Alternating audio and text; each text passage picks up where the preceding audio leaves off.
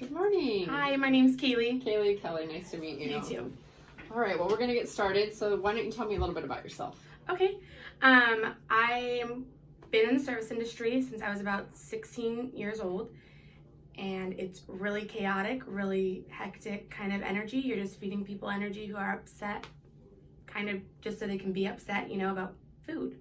And so I wanted to put myself in a space where I could be calmer and just more myself, give my energy to people who actually needed it instead of giving it to people that were upset over food.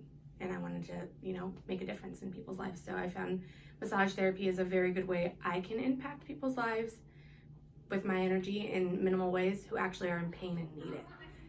So I came to massage therapy school. I graduate in May, which I'm super stoked about. And I'm excited to go to the next step to see the continuing education, like cupping and all that stuff. I am super excited to look forward to.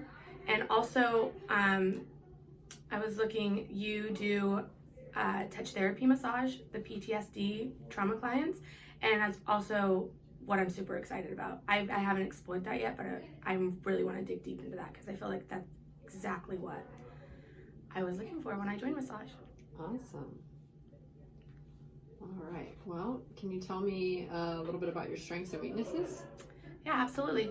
So one of my weaknesses is I get very focused on something. So it's easy for me to draw all my attention into one thing and kind of lose track of time and what I'm doing.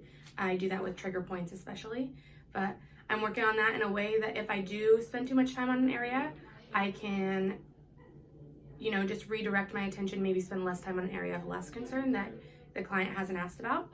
I'm also watching the time and constructing my time in a sense where I know I only have, 10 minutes here and I have to move on, and we'll just have to hit that spot in another session.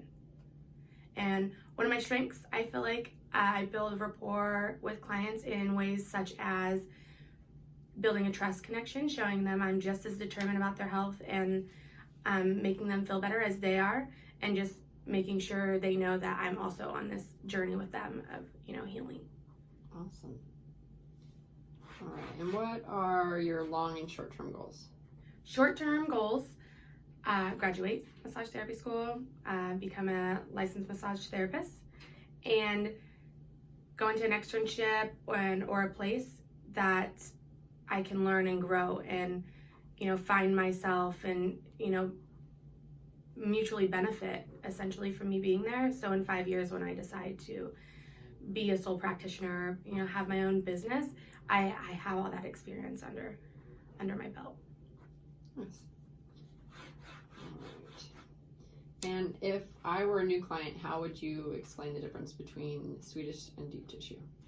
Swedish is a lighter, more relaxing massage. So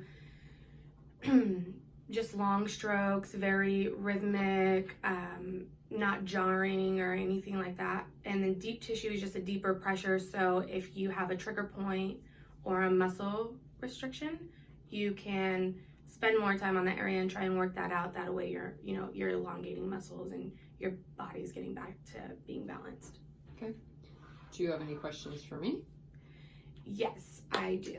I was wondering, do you do more trauma patients or more sports patients, or is there a good balance of both in what you do? I noticed you also did oncology, so that's a lot of circulating massage. Probably mostly sports, and then I have a steady clientele of trauma patients that I see, but they're a smaller percentage of the population. Okay, and how do you usually get your clients? Is it more word of mouth or advertising, or kind of do you already have like this clientele that you stick with? Or so originally it was a lot of events, and then got to be word of mouth, especially with the populations that I work